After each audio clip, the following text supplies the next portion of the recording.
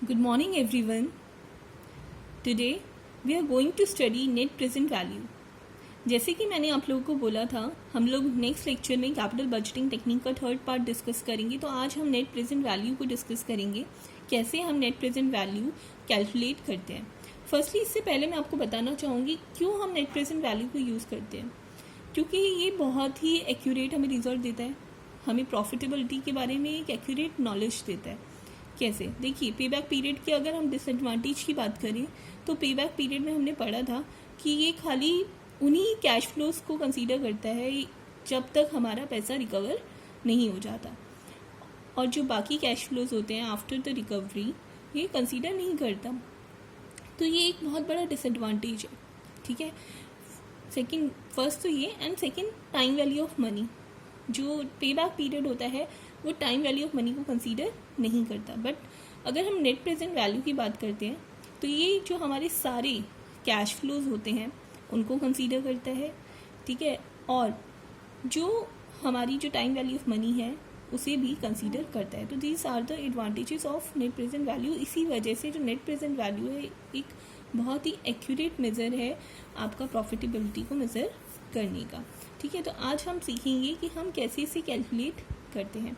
अगर हम एनपीवी की बात करते हैं, that is net present value, वो होता क्या है?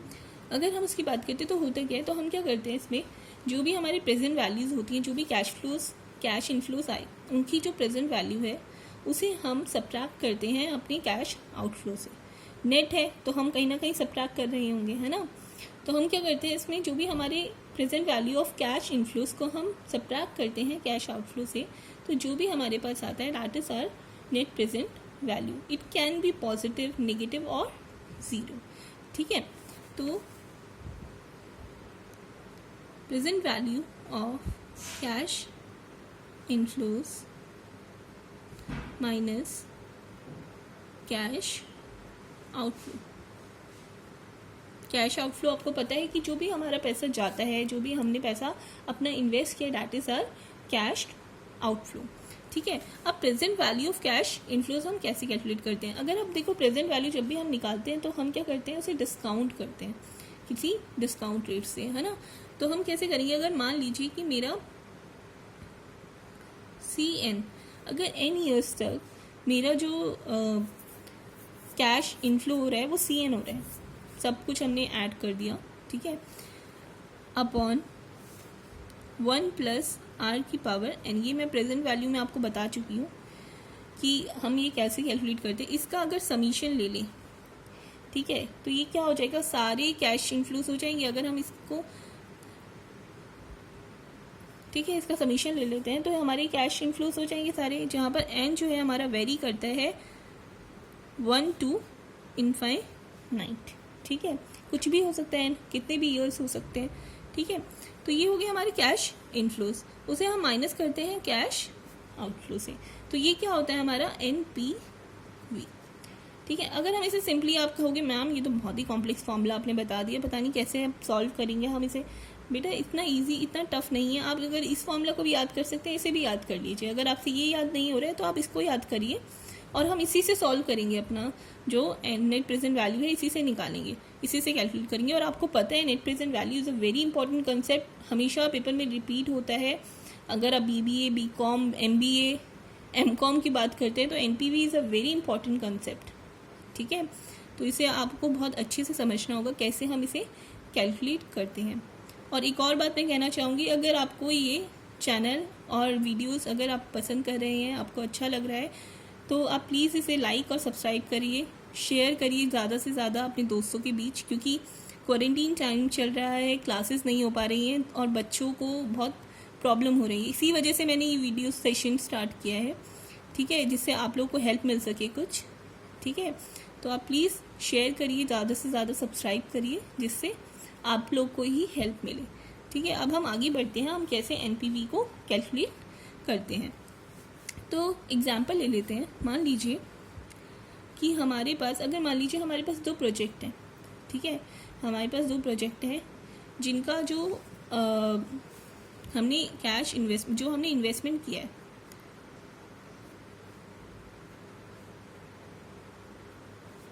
in both the project P and Q. हमारे पास दो प्रोजेक्ट हैं P and Q.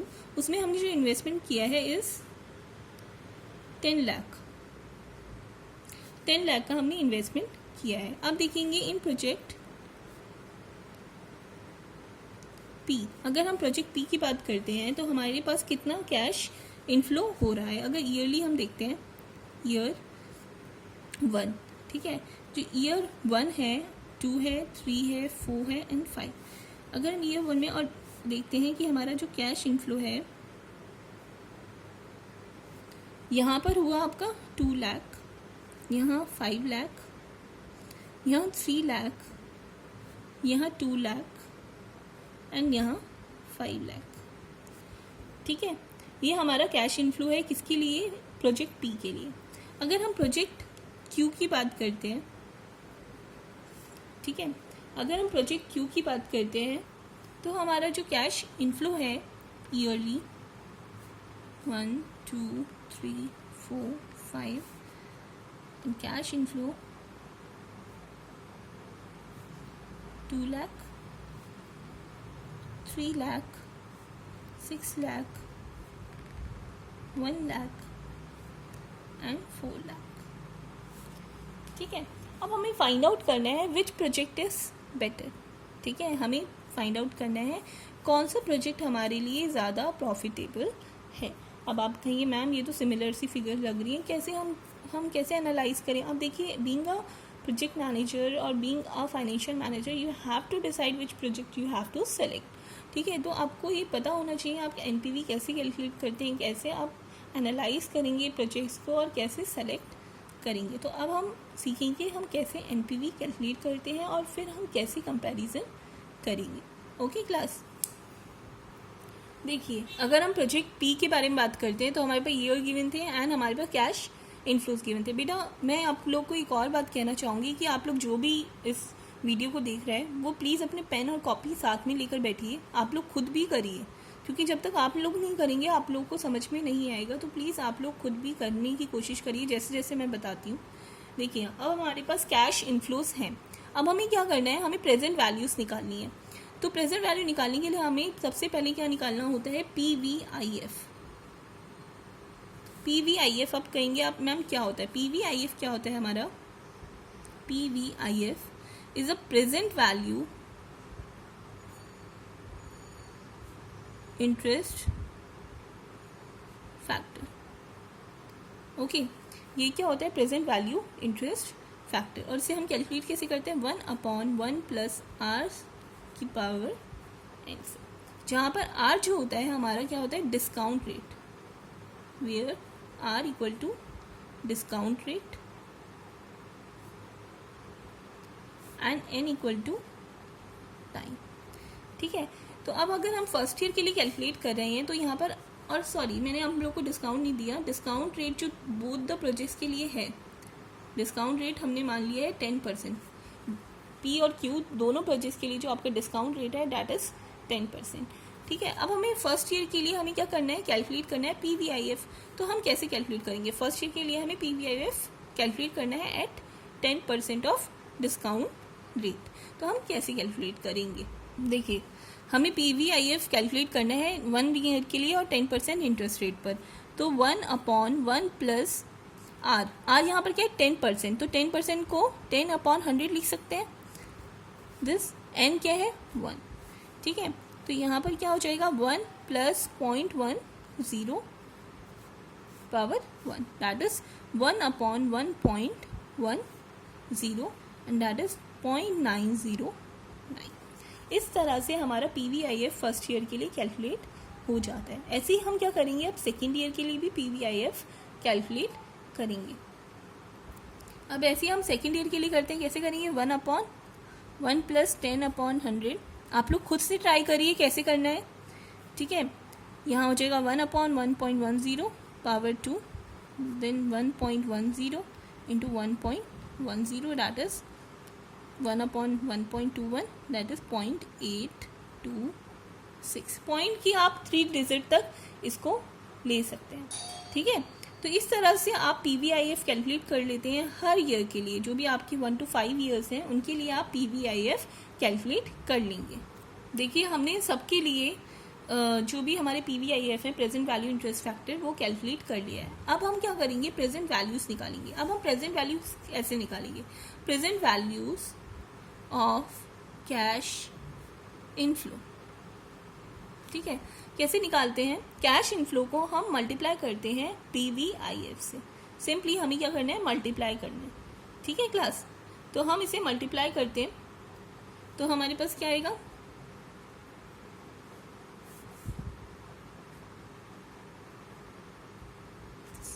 181800। ठीक है, हमने इसे डिस्काउंट कर दिया 0.909। ठीक है, 10% से डिस्काउंट करके हमारे पास जो 2 लाख की वैल्यू आई है वो आई है 1,81,800। ठीक है, इसी तरह से हम सबके लिए present value of cash inflows calculate कर लेंगे। इस तरह से हमें जो भी सारी प्रेजेंट वैल्यूज थी मल्टीप्लाई करके कैश इनफ्लोज को PVIF से हमने कैलकुलेट कर लिया है। जब हम present value of cash inflows calculate कर लेते हैं, फिर हम क्या करते हैं, इसका टोटल फाइंड आउट करते हैं। ठीक है, टोटल इसका क्या होगा, 0 0 11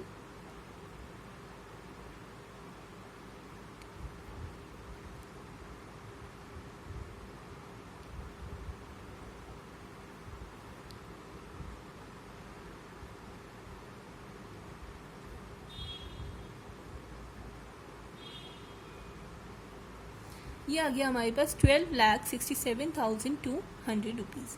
और अब हमें कैलकुलेट करना है इसका NPV। ठीक है, अब देखते हैं हम वो NPV कैसे कैलकुलेट करते हैं। देखिए NPV फॉर प्रोजेक्ट P हमारा क्या होगा, present value of cash inflows minus cash outflow. Present value of cash inflows हमारी इस टाइम पर हमने जो निकाली है, जो फाइंड आउट की है, वो है 12,67,200। ठीक है, और कैश आउटफ्लो कितना था आप लोग को पता है, 10 लाख। ठीक है, तो हमारी जो NPV आती है वो आती है 2,67,200। This is the NPV for project P। अब हम फाइंड आउट करेंगे प्रोजेक्ट Q के लिए हम NPV कैसे कैलकुलेट करते हैं। बट मैं एक और चीज़ चाहूँगी, अगर किसी को समझ में आ गया है तो वो खुद से ट्राई करे कैसे हम प्रोजेक्ट Q के लिए NPV कैलकुलेट करेंगे। ओके क्लास, देखिए हमारे पास प्रोजेक्ट Q के लिए ईयर से 5 और कैश इनफ्लोज से 2 लाख, 3 लाख, 6 लाख, 1 लाख एंड 4 लाख। अब हमें कैलकुलेट करना होगा, सबसे पहले आप लोग को पता है हम क्या कैलकुलेट करेंगे, present value interest factor PVIF। इसे भी हम सेम इंटरेस्ट रेट पर डिस्काउंट करें, दैट इज 10%, है ना। तो हमारे जो PVIF होंगे 1 2 3 4 5 ईयर्स के लिए क्या होगा, जो हमारा डिस्काउंट रेट सेम है तो हमारा जो PVIF है वो भी सेम होगा, हम सेम डिस्काउंट रेट रख रहे हैं, है ना। तो हमारा क्या हो जाएगा, 0.909, 0.826, 0.751, 0.683 एंड 0.621। अब नेक्स्ट हमारा क्या है काम, हम इसकी प्रेजेंट वैल्यू निकालेंगे जो भी हमारे कैश इनफ्लोज है। ठीक है, और वो हम कैसे कैलकुलेट करते हैं, इसको इससे मल्टीप्लाई करके, तो कर लेते हैं मल्टीप्लाई। सी 1,81,800, अगर हम 3 लाख से मल्टीप्लाई करते हैं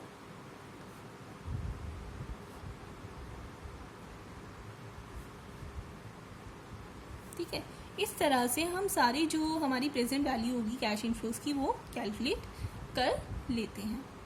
देखिए हमने सबके लिए present value of cash inflows calculate कर लिया। अब हम क्या करेंगे, आपको पता है हम इसका क्या करेंगे, अब टोटल निकालेंगे। अब हम समीशन निकालेंगे present value of cash inflows का। ठीक है, सो हमारे पास जो present value of cash inflows आई है वो आ गई है 11,96,900, 11,96,900। ठीक है, अब हमें इसके लिए भी क्या करना है, प्रेजेंट वैल्यू निकालना है। तो नेट प्रेजेंट वैल्यू हम कैसे निकालेंगे,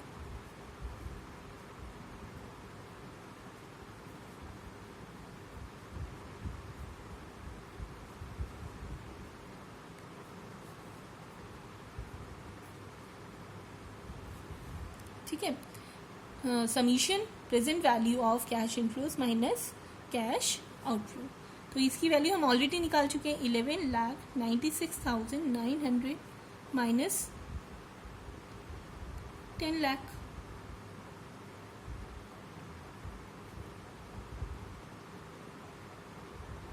ठीक है, तो हमारी इस तरह से जो एनपीवी आ जाती है वो आ जाती है 1,96,900।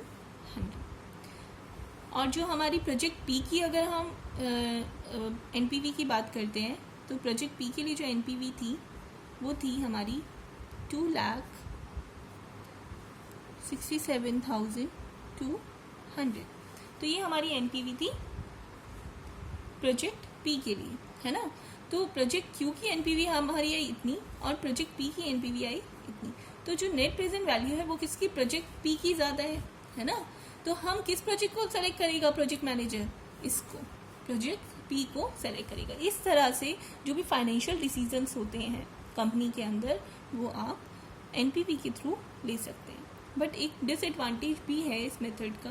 देखिए हम यहाँ पर हमें डिस्काउंट रेट नोन है ना, बट अगर हम मार्केट में काम करते हैं, अगर हम मार्केट में एनालिसिस करते हैं तो डिस्काउंट रेट को फाइंड आउट करना इज़ वेरी डिफ़िकल्ट। उसे एनालाइज करना कि हाँ कितना हमारा डिस्काउंट रेट होना चाहिए, तो ये बहुत डिफ़िकल्ट काम हो जाता है हमारे लिए, फाइनेंशियल मैनेजर के लिए इसे सेलेक्ट करना। ठीक है, और सेकंड इसका जो डिसएडवांटेज है वो ये है कि जो हम कैश इन्फ्लोस प्रेडिक्ट करते हैं फ्यूचर के लिए, वो भी हम कैश इन्फ्लोस को प्रेडिक्ट करना बहुत मुश्किल है कि फ्यूचर में क्या हमें कैश इन्फ्लोस मिलेंगे। तो these are two disadvantages of NPV method. Otherwise NPV method is a very good method, it gives a very accurate result. So now यहाँ पर हम एनपीवी मेथड को अपना क्लोज करते हैं। होप आप लोग को समझ में आया होगा। अगर कोई भी डाउट है आप लोग मुझे कमेंट कर सकते हैं मुझे, और प्लीज़ मेरे इस चैनल को अगर आपको ये वीडियोस अच्छी लग रही हैं तो प्लीज़ सब्सक्राइब करिए, इसे शेयर करिए ज़्यादा से ज़्यादा, और प्लीज़ बेल आइकन प्रेस करिए जिससे आपको नोटिफिकेशन मिलते रहे। Okay, thank you class.